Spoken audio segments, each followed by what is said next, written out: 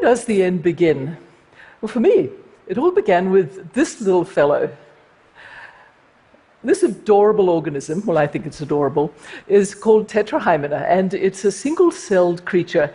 It's also been known as pond scum. So that's right, my career started with pond scum. Now, it was no surprise I became a scientist.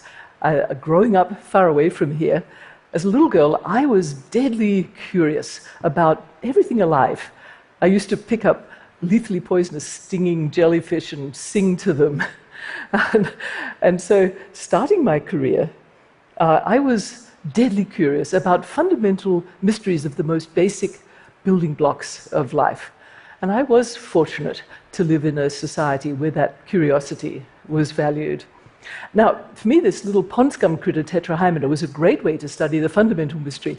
I was most curious about those bundles of DNA in our cells called chromosomes. And it was because I was curious about the very ends of chromosomes, known as telomeres. Now, when I started my quest, all we knew was that they help protect the ends of chromosomes. It was important when cells divide. It was really important. But I wanted to find out what telomeres consisted of. And for that, I needed a lot of them. Now, it so happens that cute little Tetrahymena has a lot of short linear chromosomes, around 20,000. So lots of telomeres. And I discovered that telomeres consisted of special segments of non-coding DNA right at the very ends of chromosomes. But here's a problem.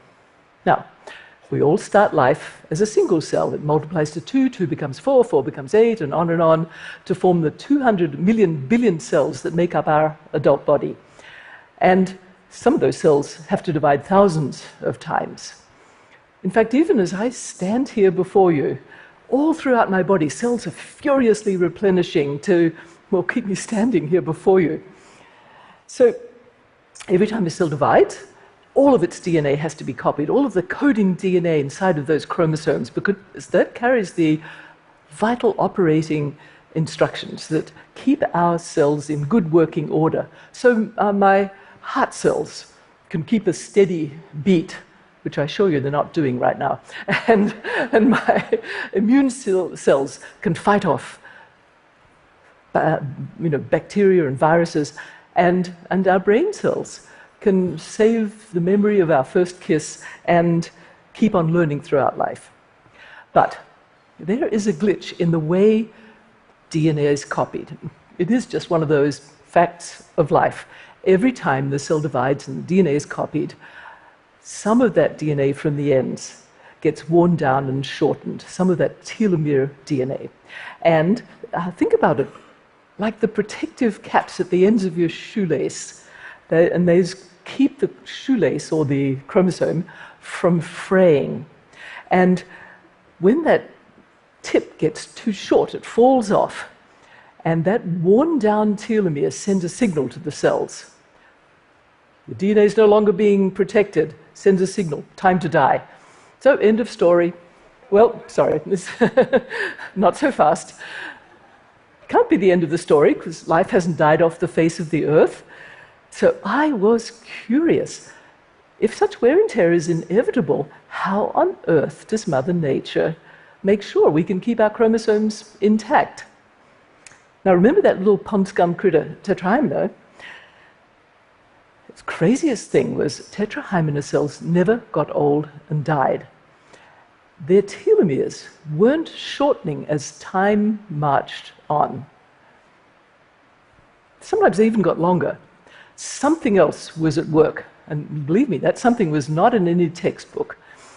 So, working in my lab with my extraordinary student, Carol Greider, and Carol and I shared the Nobel Prize for this work, we began running experiments, and we discovered cells do have something else.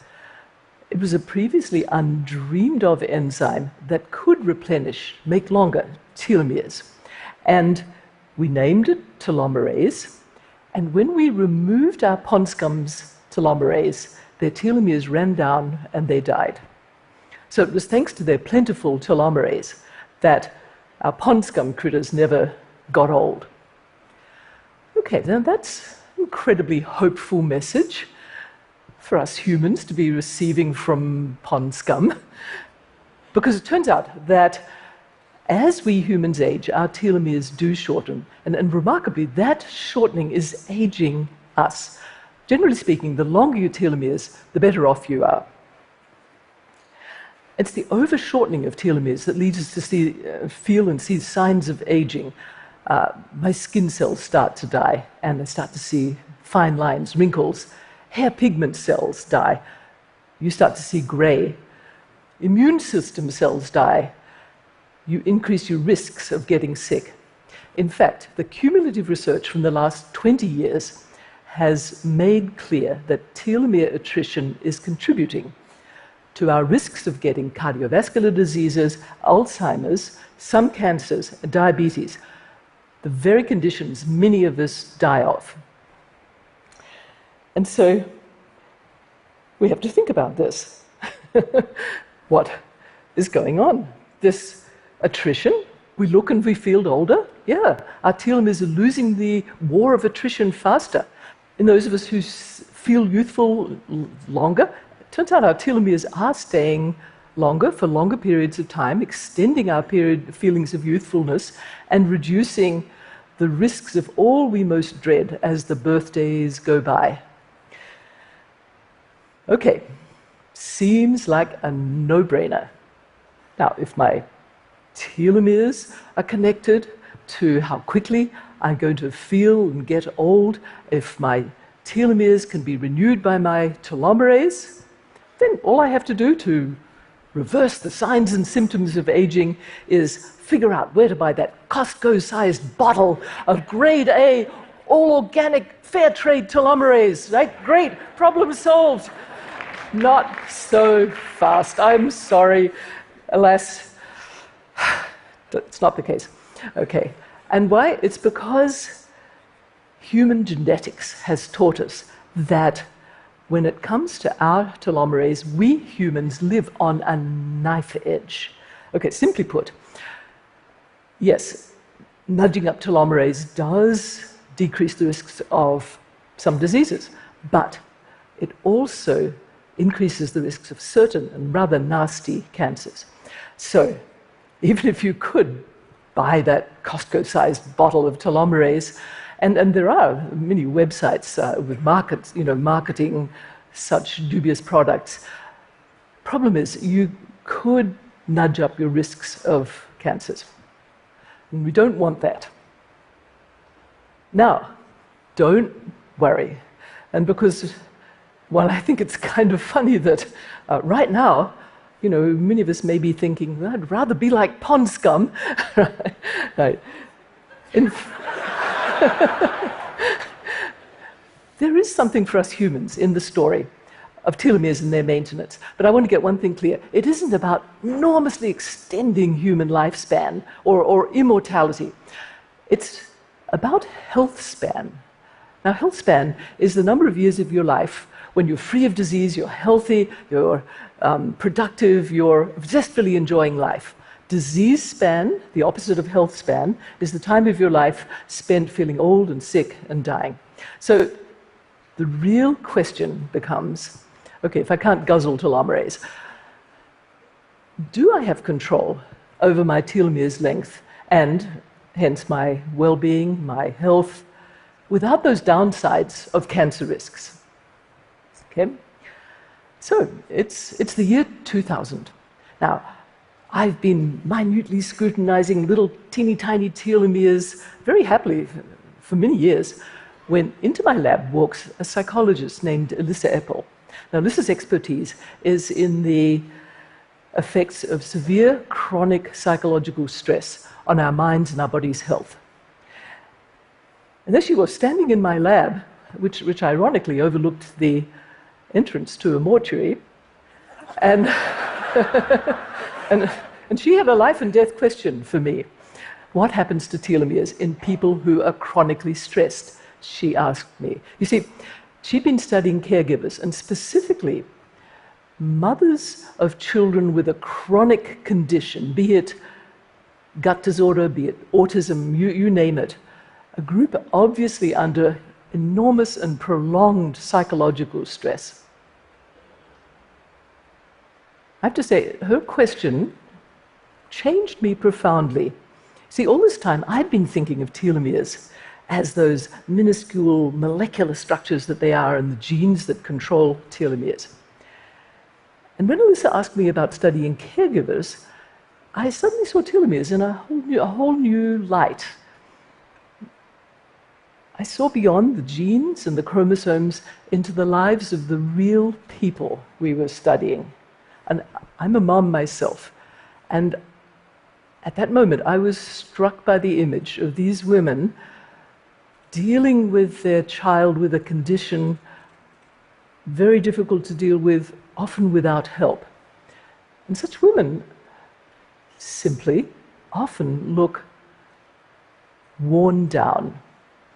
So was it possible their telomeres were worn down as well?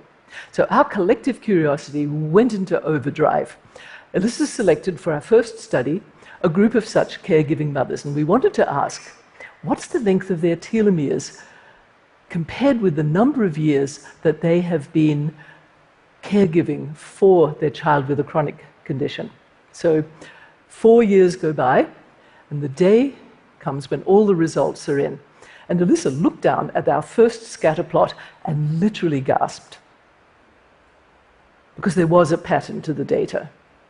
And it was the exact gradient that we most feared might exist. It was right there on the page. The longer, the more years, that is, a mother had been in this caregiving situation, no matter her age, the shorter were her telomeres. And the more she perceived her situation as being more stressful, the lower was her telomerase and the shorter were her telomeres. So we had discovered something unheard of. The more chronic stress you're under, the shorter your telomeres, meaning the more likely you were to fall victim to an early disease span and perhaps untimely death. Our findings meant that people's life events and the way we respond to these events can change how you maintain your telomeres. So telomere length wasn't just a matter of age counted in years. Alyssa's question to me back when she first came to my lab indeed had been a life and death question. Now, luckily, hidden in that data, there was hope. We noticed that some mothers, despite having been caring for their children for many years, had been able to maintain their telomeres. So studying these women closely revealed that they were resilient to stress. Somehow they were able to experience their circumstances not as a threat day in and day out, but as a challenge. And this has led to a very important insight for all of us. We have control over the way we age, all the way down into our cells. Okay, now our initial curiosity became infectious. Thousands of scientists from different fields added their expertise to telomere research, and the findings have poured in. It's up to over 10,000 scientific papers and counting. So several studies rapidly confirmed our initial finding that, yes, chronic stress is bad for telomeres.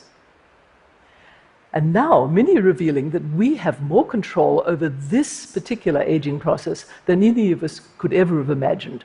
A few examples. A study from the University of California, Los Angeles, of people who are caring for a relative with dementia long-term, and looked at their caregivers' telomere maintenance capacity and found that it was improved by them practicing a form of meditation for as little as 12 minutes a day for 2 months. Attitude matters. If you're habitually a negative thinker, you typically see a stressful situation with a threat-stress response, meaning if your boss wants to see you, you automatically think, I'm about to be fired, and your blood vessels constrict, and your level of the stress hormone, cortisol, creeps up, and then it stays up. And over time, that persistently high level of the cortisol actually damps down your telomerase, not good for your telomeres. On the other hand, if you typically see something stressful as a challenge to be tackled, then blood flows to your heart and to your brain, and you experience a brief but energizing spike of cortisol. And thanks to that habitual bring-it-on attitude, your telomeres do just fine. So, what is all of this telling us? Your telomeres do just fine. You really do have power to change what is happening to your own telomeres. But our curiosity just got more and more intense because we started to wonder, what about factors outside our own skin? Could they impact our telomere maintenance as well? You know, we humans are intensely social beings. Is it even possible that our telomeres were social as well? And the results have been startling. As early as childhood, emotional neglect, exposure to violence, bullying, and racism all impact telomeres, and the effects are long-term. Can you imagine the impact on children of living years in a war zone? People who can't trust their neighbors and who don't feel safe in their neighborhoods consistently have shorter telomeres.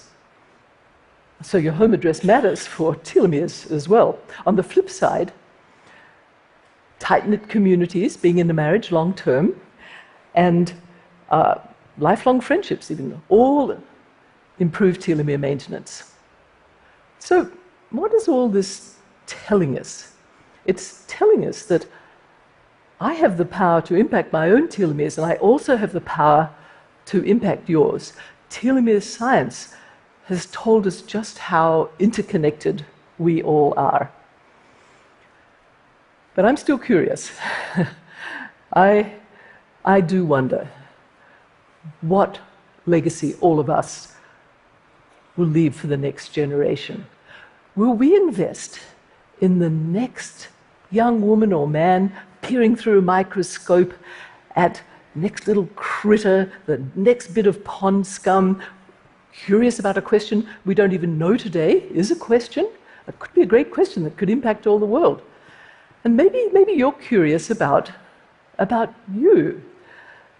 Now that you know how to protect your telomeres, are you curious, what are you going to do with all those decades of brimming good health?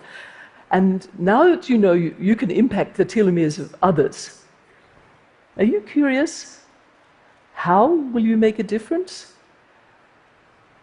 And now that you know the power of curiosity to change the world, how will you make sure that the world invests in curiosity for the sake of the generations that will come after us?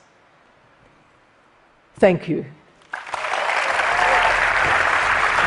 Thank you.